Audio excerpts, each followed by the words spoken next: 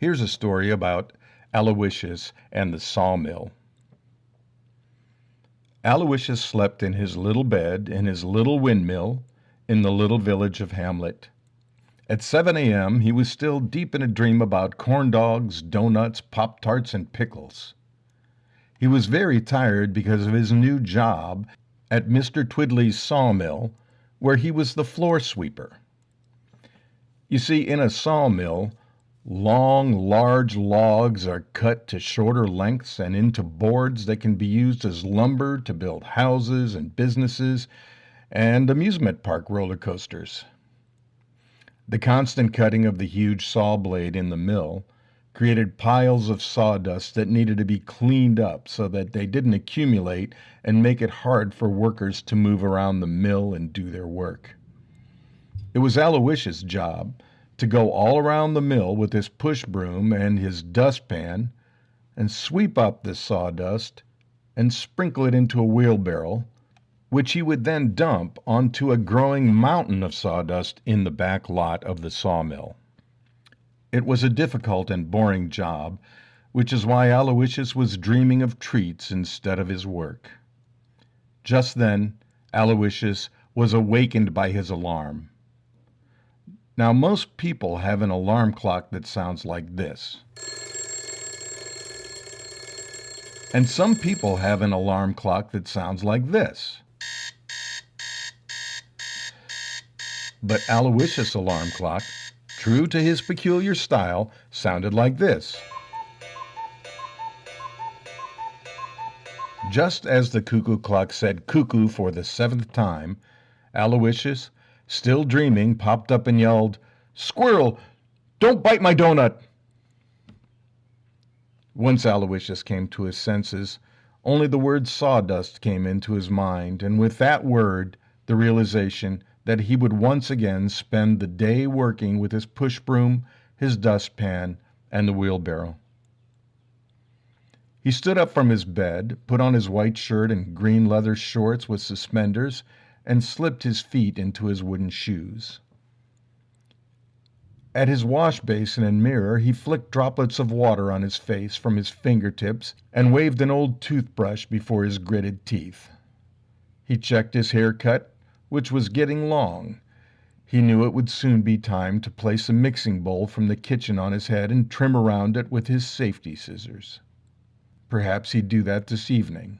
On his walk to the sawmill to resume his never-ending work, Aloysius thought about how he'd already grown to dislike his new job, even though Mr. Twiddley paid him generously and had done him a favor by giving him a job in the first place.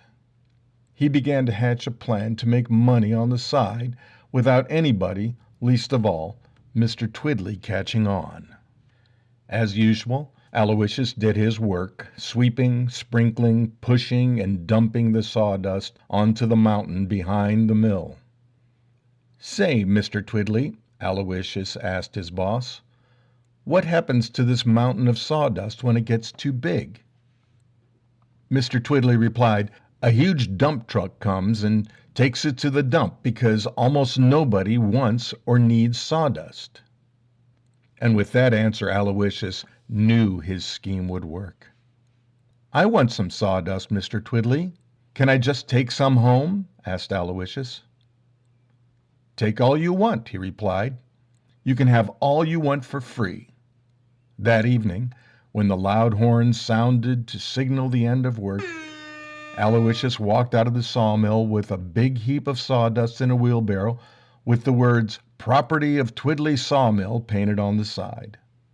The next morning, Aloysius jumped out of bed on the 6th cuckoo, not even waiting for the 7th one, because he was excited to get back to the sawmill and continue his scheme.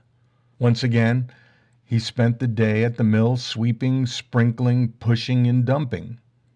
At the end of the day, he walked home through the village with a big heap of sawdust. Seeing him, Mrs. Plippers called out to Aloysius, "Hey, Aloysius, what are you doing with all of that sawdust?" Aloysius replied, "I like sawdust. I need this sawdust. I have a purpose for this sawdust." "What is it?" Mrs. Plippers asked. It's a secret. replied Aloysius, and he hurried home with his burden. The next morning it took only 5 cuckoos for Aloysius to get out of bed. The following morning it took only 4 cuckoos for Aloysius to get out of bed. The following morning it took only 3 cuckoos for Aloysius to get out of bed. The following morning it took only 2. The following morning it took only 1 cuckoo for Aloysius to get out of bed. Finally, Aloysius jumped out of a deep sleep just before the cuckoo clock went off. But upon awakening, he blurted out, "Don't touch me, Deputy Mooper!" Coming to, Aloysius shrugged, got ready, and returned to the sawmill. As he had done all week, Aloysius came home at the end of the day, but was so tired from all the extra work caused by his secret scheme, he'd forgotten his daily heap of sawdust. He plopped down on his bed exhausted. He was soon fast asleep. Little did Aloysius know that at that very moment his boss, Mr. Twiddly, was standing in the sawmill and wondering something. "I wonder," Mr. Twiddly wondered, "what is missing here? Something is missing from my sawmill, but I just can't quite figure out what." He looked around inside the mill, behind the workbenches, behind the huge pile of logs ready to be milled, and even behind the huge saw blade. What could it be? Mr. Twiddly thought and thought, but he couldn't quite put a finger on it. He went out to the big lot in the back of the sawmill, and still Mr. Twiddly couldn't put his finger on what was missing. "Oh, look here," Mr. Twiddly said to nobody, since all the workers had already gone home. "Aloysius forgot to take his sawdust home today. Maybe I'll just push this wheelbarrow to his house to help him out." Mr. Twiddly pushed the heap of sawdust through the village on the wheelbarrow, and he heard Mrs. Plippers call out to him, "Mr. Twiddly, where are you going with all of that sawdust?" she asked. "I'm taking it to Aloysius. Poor boy was so tired today, he forgot to take it home after work. And I can see why. This load of sawdust is very, very heavy." Mrs. Plippers said, "Aloysius says he has a secret purpose for that sawdust, but the best I can tell is he's just been piling it up by the creek behind his windmill house." That's peculiar, Mr. Twiddly thought. But then again, Aloysius has always been a bit peculiar. Upon arriving at Aloysius' windmill house, Mr. Twiddly peeked around toward the backyard and could see a small mountain of dust as tall as his head next to the creek. Peculiar, Mr. Twiddly thought. He knocked on the door, which he immediately discovered wasn't latched and even slightly ajar. He thought he'd surprise Aloysius by bringing the heap of sawdust right into the house, so he used the round front of the wheelbarrow to nudge open the door, and into the windmill, the sawdust, the wheelbarrow, and Mr. Twiddly went. "Aloysius," Mr. Twiddly called, "I think you forgot something at work today." Despite the noise of Mr. Twiddly's arrival, Aloysius slept obliviously on his bed, snoring. Mr. Twiddly looked around inside Aloysius' windmill house and proclaimed, "That is what's missing." He looked around inside Aloysius' house, and he saw a wheelbarrow behind the bed. On it was painted the words, "Property of Twiddly's Sawmill." He looked behind the huge gears that turned with the windmill, and there was another wheelbarrow. Behind the kitchen sink, another one. Behind the davenport, another one. Behind the wash basin, yet another one, and even more. In fact, there was hardly any room to walk anywhere inside the windmill house without falling into an empty wheelbarrow, with the words, "Property of Twiddly's Sawmill" painted on the side. "Aloysius!" Mr. Twiddly thundered. Aloysius snapped out of his slumber, sat bolt upright on his bed, and a short, loud fart popped out of him. "Aloysius, I'm very disappointed in you," Mr. Twiddly hollered. "You said you wanted free sawdust, But now I see you've been stealing all my wheelbarrows from the sawmill." I, Aloysius stammered, unable to get past the word "I" to explain his terrible behavior. A second fart popped out as Aloysius dreaded the punishment he was about to get from Mr. Twiddley. "I've always said you were a little peculiar, Aloysius, but I never thought you'd be a criminal," Mr. Twiddley said. "Don't you know stealing from someone is really just hurting people, including yourself? Aloysius, you should be punished, but I'm not going to do it. I'm not even going to fire you.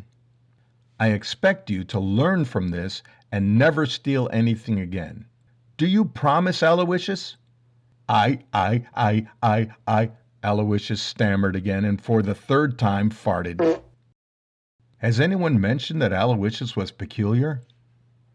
As he went to the door, Mr. Twiddley said, "Aloysius, I expect to see you at work tomorrow morning, but before then, you must return every single wheelbarrow you stole. Do you understand?" Aloysius was overjoyed that he hadn't been fired and would eventually return every single wheelbarrow he'd stolen. And in the future, he would work harder than ever at the sawmill because Mr. Twiddley was his true friend. Mr. Twiddley left, closing the door behind himself firmly. Doubly exhausted, Aloysius plopped back down on the bed. The end. I said, the end. Right? The end, right? Yes, the end. What do you mean, no, that's not the end? Sure, it's the end. When a story is over, it's over, so the end. What? What could possibly be missing? The end. All right, okay. You guessed it. That's not really the end. Something else did happen in this story, but it's so unrelated to the foregoing events that I hesitated to include it. I mean, it's actually very scary. You could even call it shocking. Are you sure you really want to hear this? Okay, since you insist, here we go. Aloysius lay on his bed just after Mr. Twiddley's departure and was just about to resume dreaming about corn dogs, donuts, Pop-Tarts, and pickles when a weird rattling noise awakened him. He peeped open one of his eyes and could see the final wheelbarrow full of sawdust that Mr. Twiddley had brought him. Much to Aloysius' dismay, the wheelbarrow seemed to be wiggling a little bit. Then it was shivering a little. Then it was beginning to shake, and the mound of sawdust on the wheelbarrow started to grow. Both his eyes were wide open now. Aloysius thought, please let this be just another one of my bad dreams about Deputy Mooper. But it was not a bad dream, for in that very instant, the werewolf popped out of the sawdust and bellowed, "There you are, Aloysius! Finally, I have you!" And in a great cloud of sawdust, the werewolf jumped out of the wheelbarrow and roared, "Now I will bite you on the butt!" The werewolf sprang, but just before he landed on top of him, Aloysius farted yet again, and the werewolf was stunned. Instead of landing on Aloysius, the werewolf fell into a wheelbarrow that was wedged between the bed and the wall. Aloysius jumped from his bed and landed in the wheelbarrow behind the wash basin.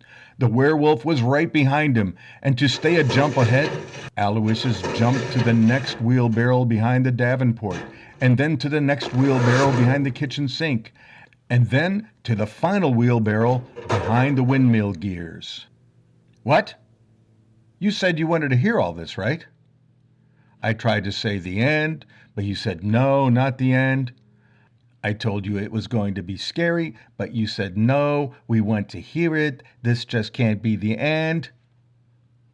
I told you it would be shocking, And now we're at the part where Aloysius is in a wheelbarrow, hidden behind the windmill's main drive shaft, and he's just 2 wheelbarrows ahead of the werewolf, who is jumping out of the Davenport wheelbarrow into the kitchen sink wheelbarrow. Aloysius had no choice at this point. He had no other wheelbarrows to jump in and couldn't run out the back door because of the giant pile of sawdust behind his windmill house blocking the door. His only path of escape was to clamber up the main shaft of the windmill and out the high window at the top, which is exactly what he did. Aloysius was not a great climber, but werewolves, as everyone knows, aren't either, since they're somewhat related to dogs, who are rotten climbers. Aloysius got up near the top of the windmill shaft, right where the window by the windmill's great sail-like propeller blades can easily be reached. The werewolf was grunting and slipping at the bottom of the shaft, muttering something like, "I'll bite you in the butt this time." The end. Okay, just kidding. Aloysius waited for the werewolf to get a little more than halfway up the shaft and then made his move. Knowing the werewolf would be too high up to just jump off of the shaft, Aloysius aimed to jump out of the high window onto one of the windmill sails and let it rotate to carry him gently to the ground outside the windmill. From there, he planned to run like a wombat in the hopes of eluding the werewolf for good. Aloysius stepped on the high windowsill, leaned out to grab the strong cloth of the sail, and latched on with his fingers, ankles, and teeth. "Aloysius!" He could hear the werewolf calling from within the windmill. "I am going to bite you on the butt!" The huge propeller of the windmill, with Aloysius clinging to one of the sails, turned slowly, and as he neared the ground, Aloysius jumped off and skedaddled up the village parkway toward Deputy Mooper's station house. Night had fallen, and Aloysius could hardly see the path he was running on by the light of the cloud-covered full moon. He ran like a crazy person, sure those big werewolf teeth would soon be snapping right behind him. Was it his imagination? Could he hear leaves rustling in the distance behind him? The werewolf must have gotten down from the windmill and was on his way. Aloysius was running in a panic and looking back over his shoulder when he ran into something solid that held him fast. A huge arm had reached out of the darkness and snatched Aloysius up. It was Mrs. Plippers, who had been standing near the path with Deputy Mooper. "Out of way! Out of way! Out of my way!" Aloysius blabbered as his feet fanned thin air. The werewolf is after me!" And sure enough, the werewolf came charging, shouting, "Aloysius, now I have you, and now I will bite you on the butt." But Mrs. Plippers wheeled to the right to hide Aloysius behind herself, and as the werewolf descended upon them, she whipped off her wooden shoe and in a single blinding motion, bopped the werewolf on the nose. The werewolf fell back on his tail and gave a snort. His ears bent down as he turned and ran off the village path back into the woods where he belonged. "Well, Aloysius, do you have anything to say to Mrs. Plippers?" Deputy Mooper inquired. Aloysius looked gratefully at Mrs. Plippers. No words of thanks came out, just one last, short, loud fart.